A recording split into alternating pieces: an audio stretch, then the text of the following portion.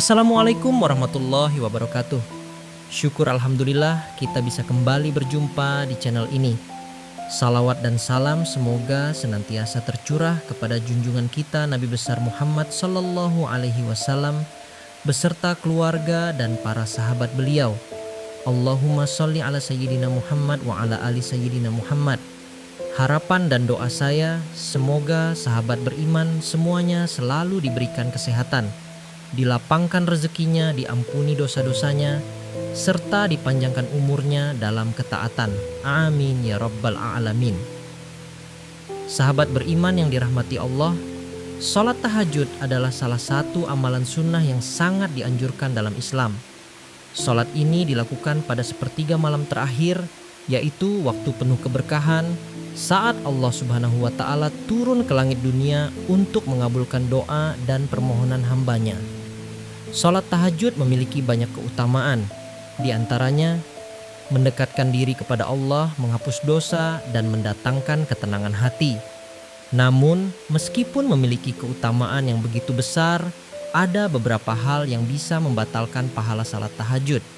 Hal ini penting untuk dipahami agar ibadah yang kita lakukan tidak menjadi sia-sia. Di video kali ini kita akan membahas 5 hal penting yang dapat membatalkan pahala sholat tahajud berdasarkan penjelasan Al-Quran dan hadis Nabi Muhammad SAW. Bisa jadi tanpa sadar kita pernah melakukannya. Karena itu, mari kita jadikan pembahasan ini sebagai pengingat bersama agar ibadah malam kita semakin bermakna dan mendatangkan rahmat Allah. 1. Tidak ikhlas dalam niat keikhlasan adalah syarat utama diterimanya amal ibadah di sisi Allah.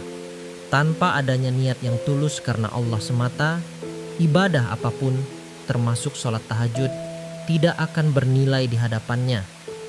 Allah menegaskan dalam surat Al-Bayyinah ayat 5, dan mereka tidak diperintah kecuali supaya menyembah Allah dengan mengikhlaskan ketaatan kepadanya dalam menjalankan agama yang lurus.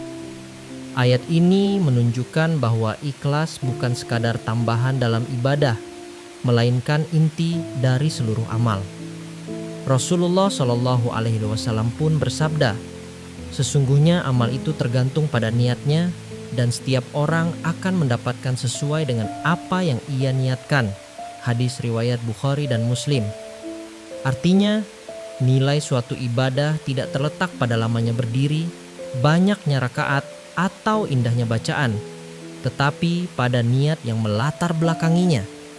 Jika seseorang melakukan tahajud dengan tujuan duniawi, seperti ingin dipuji orang lain, dianggap alim, atau sekadar kebiasaan tanpa menghadirkan niat mendekatkan diri kepada Allah, maka ibadah itu tidak akan mendatangkan pahala. Sebaliknya, meskipun sholat tahajud hanya dilakukan 2 rakaat dengan penuh ketulusan, ibadah tersebut akan bernilai besar di sisi Allah. Maka sebelum berdiri untuk tahajud, seorang muslim sebaiknya meluruskan niat di dalam hatinya. Aku sholat malam ini hanya untuk mencari ridha Allah, hanya untuk mendekatkan diri kepadanya. Keikhlasan adalah pintu diterimanya amal, dan tanpanya ibadah hanya akan menjadi gerakan fisik tanpa ruh.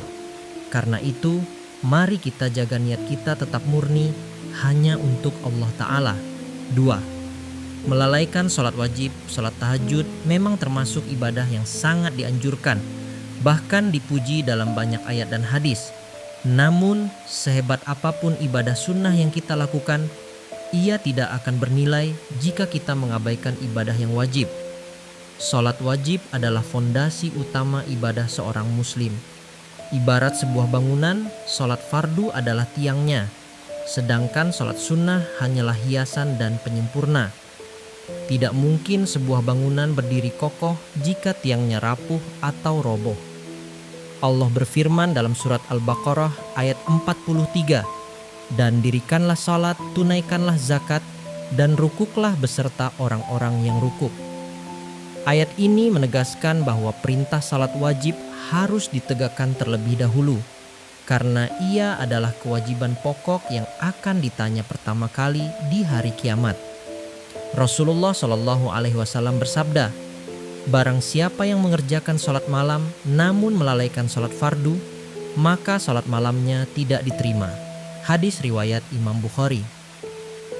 Hadis ini memberikan pelajaran penting. Jangan sampai seseorang tekun mendirikan tahajud di malam hari, tetapi di siang harinya ia meninggalkan sholat subuh, zuhur, asar, maghrib, atau isya. Ibadahnya akan menjadi sia-sia karena ia telah mengabaikan kewajiban yang lebih besar. Sholat wajib adalah kewajiban yang mutlak, sementara sholat tahajud adalah tambahan untuk mendekatkan diri kepada Allah. Oleh karena itu, jangan sampai kita sibuk dengan ibadah sunnah tetapi lalai dengan kewajiban utama. Seorang muslim sejati justru menjadikan sholat wajib sebagai prioritas, lalu memperindahnya dengan ibadah sunnah termasuk sholat tahajud. 3. Tidak menjaga akhlak sehari-hari. Sholat tahajud yang penuh kekhusyukan tidak akan sempurna jika di luar ibadah seseorang tetap berbuat maksiat. Allah berfirman dalam surah Al-Ankabut ayat 45, sesungguhnya sholat itu mencegah dari perbuatan keji dan mungkar. Rasulullah juga bersabda, seorang mukmin yang kuat lebih baik dan lebih dicintai Allah daripada mukmin yang lemah, meskipun pada keduanya ada kebaikan. Jagalah akhlakmu, karena akhlak yang buruk bisa mengurangi keberkahan ibadah. Hadis riwayat Imam Muslim. Jadi, sholat tahajud seharusnya memantulkan cahaya akhlak yang baik dalam keseharian. Jika seseorang masih berbohong, menggunjing, menyakiti orang lain, atau berbuat zalim, maka pahalanya bisa terhapus. 4. Tidak berdoa dan memohon ampun tahajud bukan hanya tentang berdiri dan rukuk di malam hari. Inti dari ibadah ini adalah munajat kepada Allah, memohon ampunan, hidayah, dan pertolongannya. Allah berfirman dalam surah Al-Isra ayat 79, dan pada sebagian malam bertahajudlah kamu sebagai ibadah tambahan bagimu. Mudah-mudahan Tuhanmu mengangkatmu ke tempat yang terpuji. Tanpa doa, tahajud kehilangan maknanya. Karena itu, sertailah sholat malam dengan doa penuh kerendahan hati dan istighfar yang tulus. Salah satu doa yang sangat dianjurkan dalam sholat tahajud adalah memohon ampun atas dosa-dosa yang telah diperbuat. Rasulullah SAW bersabda, sungguh seorang hamba yang berdoa dan memohon ampun kepada Allah pada malam hari akan mendapatkan ampunannya. Hadis riwayat Imam At-Tirmizi. Tanpa doa dan permohonan ampun, sholat tahajud hanya akan menjadi sekadar ritual fisik tanpa meninggalkan dampak spiritual. Doa dan istighfar adalah wujud kesadaran kita akan kelemahan dan kesalahan, serta cara untuk merendahkan diri di hadapan Allah sambil berharap akan rahmat dan ampunannya. Inilah inti dari salat tahajud, mendekatkan diri kepada Allah dengan penuh penyesalan dan harapan. 5. Tidak konsisten, hanya sesekali. Konsistensi dalam beribadah sangat penting dalam Islam. Sholat tahajud meskipun sunnah dianjurkan untuk dilakukan secara teratur, bukan hanya sesekali atau pada waktu-waktu tertentu saja. Rasulullah mengajarkan agar ibadah dilakukan terus-menerus meskipun sedikit. Beliau bersabda, amalan yang paling dicintai Allah adalah yang dilakukan secara konsisten, meskipun sedikit. Hadis riwayat Muslim. Dengan konsistensi, kita menunjukkan tekad dan kesungguhan dalam mendekatkan diri kepada Allah. Ibadah yang dilakukan hanya sesekali tanpa komitmen kuat tidak akan memberikan manfaat yang maksimal. Bahkan, tahajud 2 rakaat yang dilakukan setiap malam dengan istiqamah lebih bernilai dibandingkan tahajud panjang yang hanya dilakukan sesekali. Kualitas dan konsistensi jauh lebih utama daripada kuantitas yang tidak berkesinambungan. Oleh karena itu, mari kita berusaha menjadikan sholat tahajud sebagai rutinitas ibadah yang konsisten, bukan hanya ketika ada masalah atau sekadar saat hati tergerak. Sahabat beriman yang dirahmati Allah, sholat tahajud adalah salah satu ibadah yang sangat mulia dan penuh manfaat bagi seorang muslim.